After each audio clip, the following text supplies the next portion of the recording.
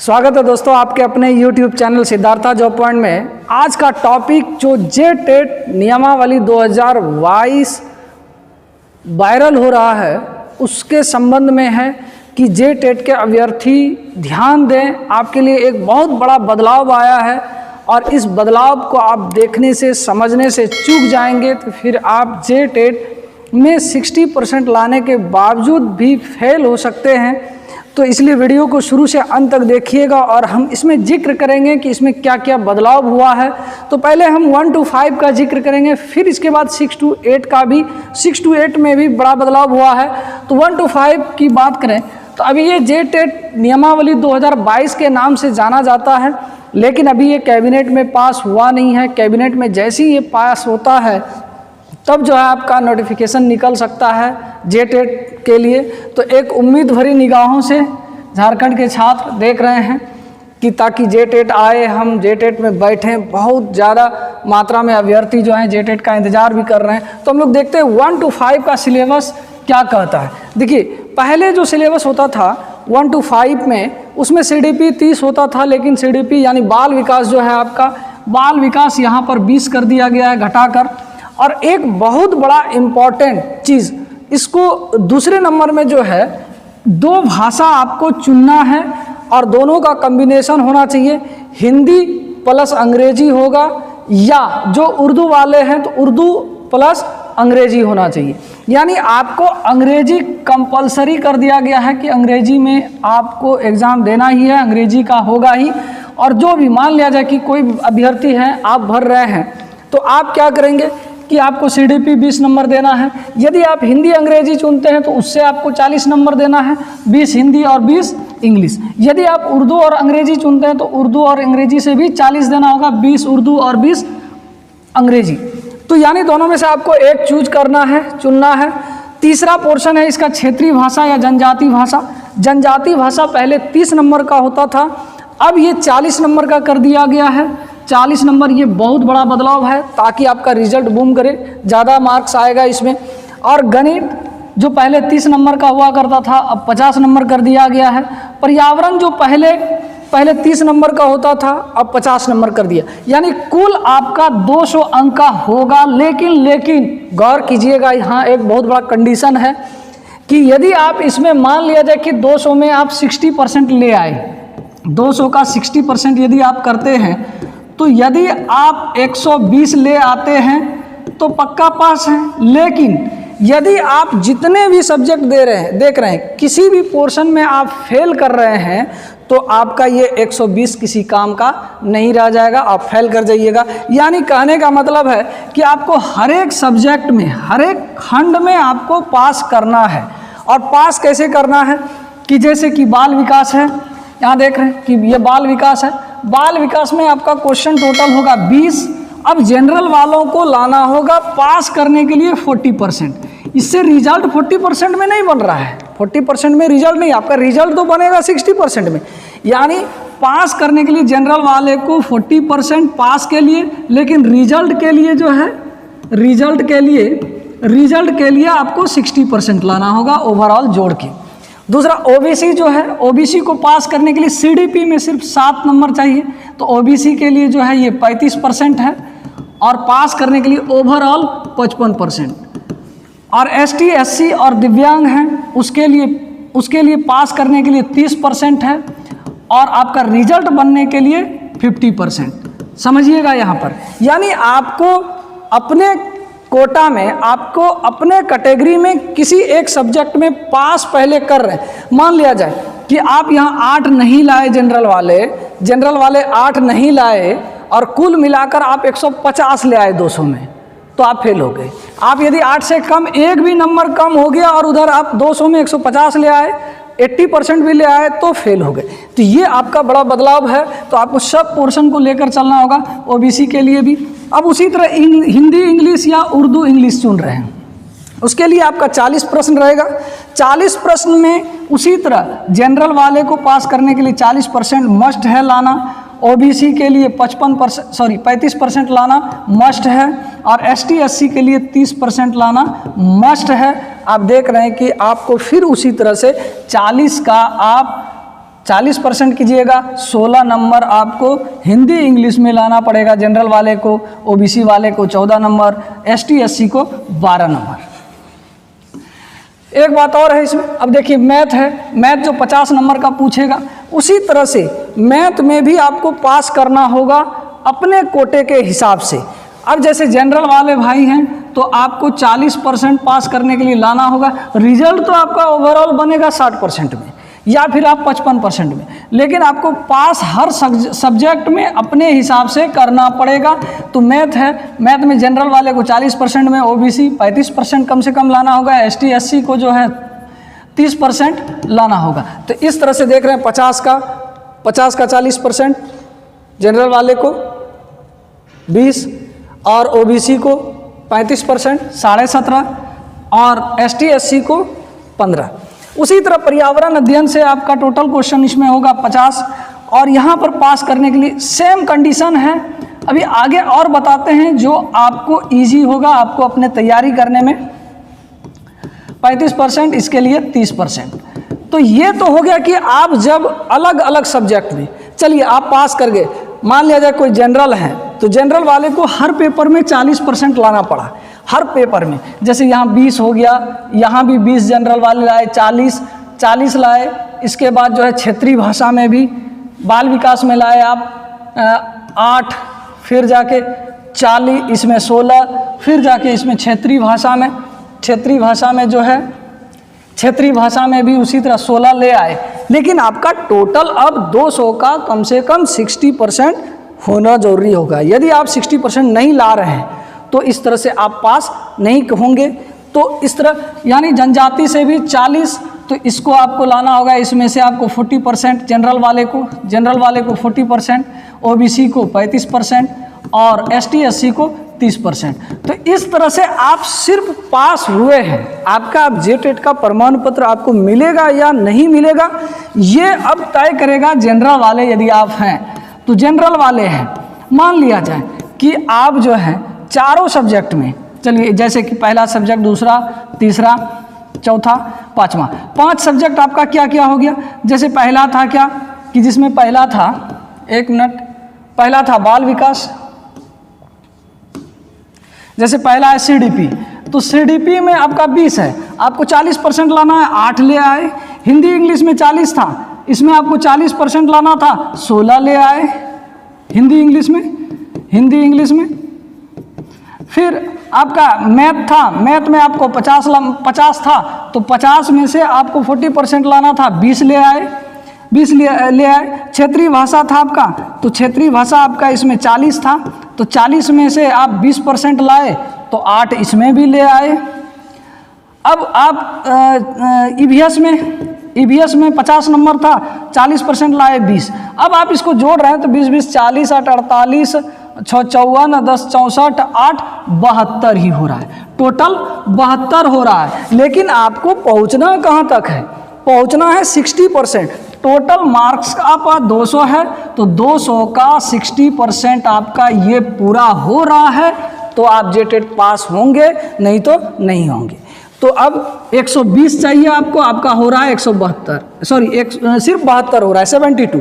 यानी आप सब पेपर में पास हैं, लेकिन आप कुल मिला के 60% नहीं लाए हैं, तो आप वहाँ पर पास नहीं हो रहे। अब 120 में आपका पास है, आप 200 में आप 165 भी ले आए हैं, 170 भी ले आए हैं 200 में, लेकिन आप किसी एक पेपर में फेल, तो आपका जेटेट फेल। अब देखिए सब पेपर में आप यहाँ पर पास हो चुके हैं।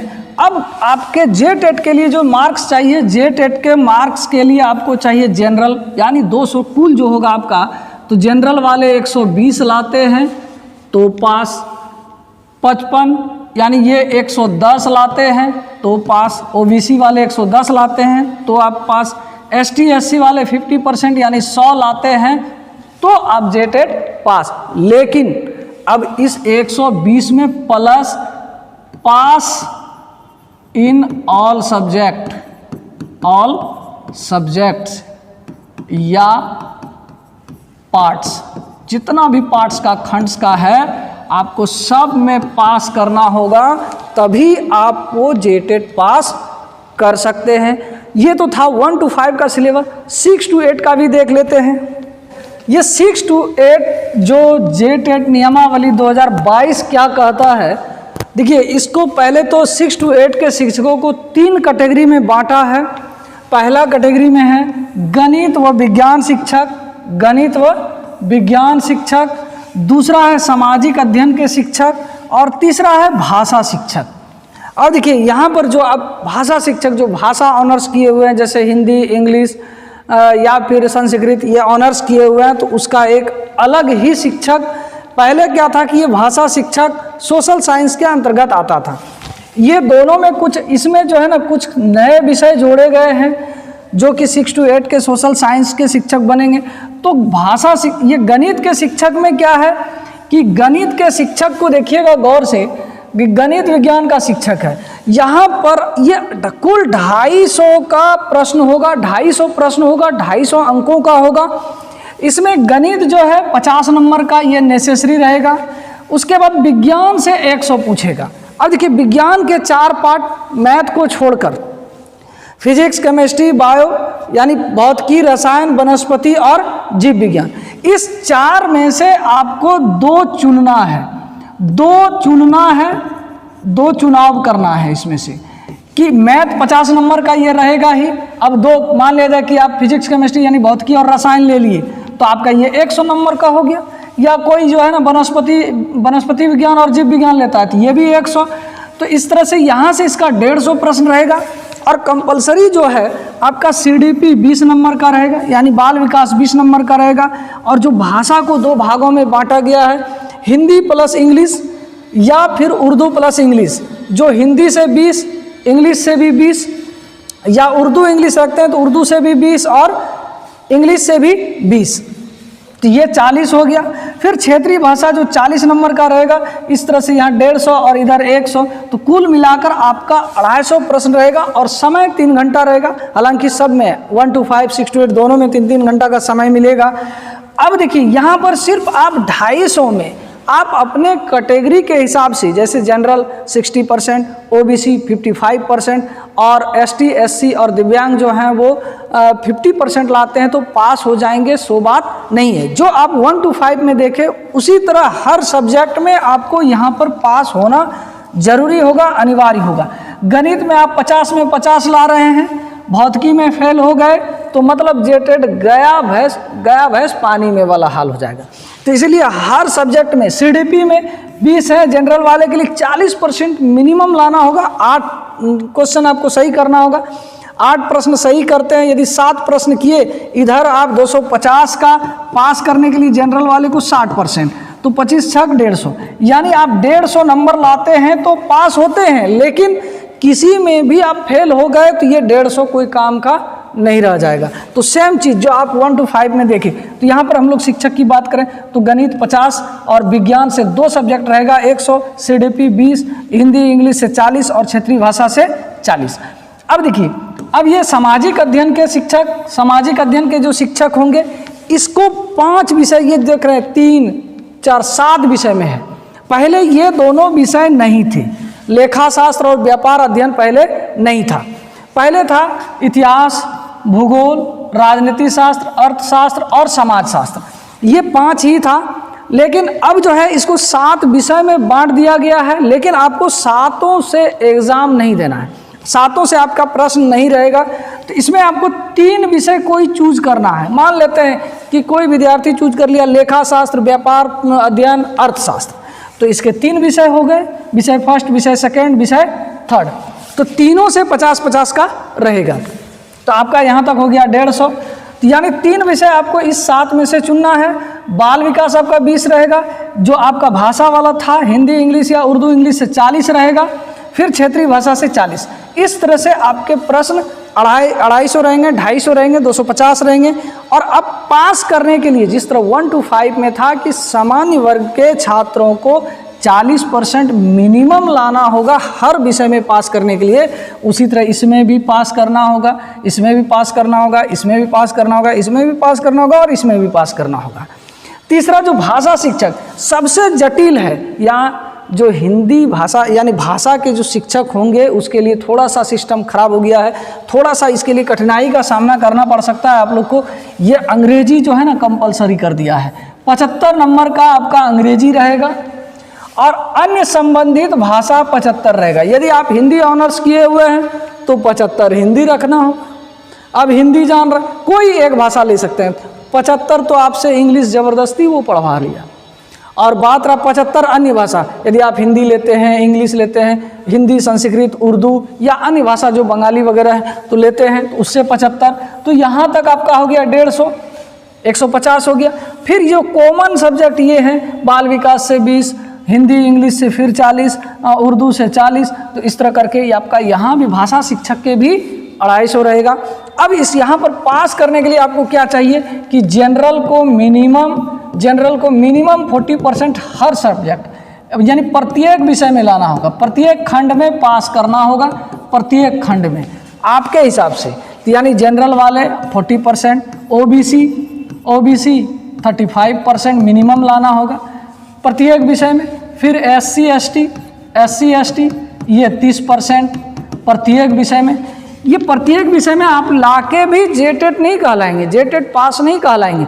आपको क्या होगा कि अब जो है आपको टोटल में से 60% जनरल वाले ला रहे हैं, 60% ऑफ 250। अब वहाँ कंडीशन फुलफिल कर रहे हैं, टोटल सब्जेक्ट में पास करने का कंडीशन फुलफिल कर रहे हैं, तब आपका यहाँ एक कंडीशन और फुलफिल करना होगा कि हर सब्जेक्ट से पास होने के बाद 60% जनरल वाले ला रहे हैं 250 में तो आप पास।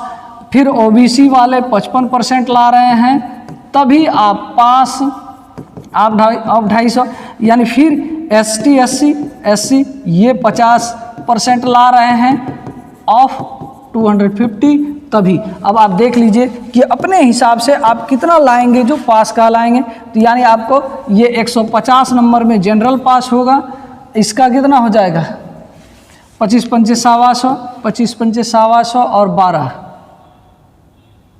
137, 37.5 हो जाएगा, ये हो जाएगा। फिर 50% 25 पंचे 125, तो यह ST SC ये तीनों के लिए इतना लाना होगा। लेकिन आपका 150 मान लीजिए किसी सब्जेक्ट में फेल होके लाए हैं तब ये 150 आपके लिए बेकार। 137 भी आप लाए हैं ओबीसी वाले भाई साहब तो वो भी गड़बड़ हो जाएगा आपका। और ST SC वाले भाई साहब यदि आप 150 भी ले आए हैं और किसी सब्जेक्ट में फेल हो गए हैं मीन्स आप जेटेट फेल हैं, जेटेट में एलिजिबल आप नहीं हैं। ये था आपका जेटेट नियमावली 2022 से संबंधित पूरा विस्तार, पूरा विश्लेषण सिलेबस का। अब ये सिलेबस क्या है, ये पैटर्न हुआ, एक सिलेबस नहीं हुआ। ये सिलेबस तो अब जो CDP में पढ़ेंगे तो कौन कौन सा टॉपिक पढ़ेंगे उसको देख लेंगे हम लोग, अभी दिया नहीं है, जब आएगा तो देगा। तो वीडियो से बने चैनल से जुड़ने के लिए आप चैनल को सब्सक्राइब कर लीजिए। यदि आप नए लोग हैं, पहली बार चैनल को देख रहे हैं तो सब्सक्राइब जरूर कर लीजिए, बेल आइकन भी प्रेस कर लीजिए, क्योंकि आने वाला आपका जेटेट आएगा तो जेटेट से संबंधित सभी वीडियो हम इस पर डालेंगे, आपके लिए बहुत उपयोगी होगा। तो मिलते हैं अगले वीडियो में, तब तक के लिए जय हिंद।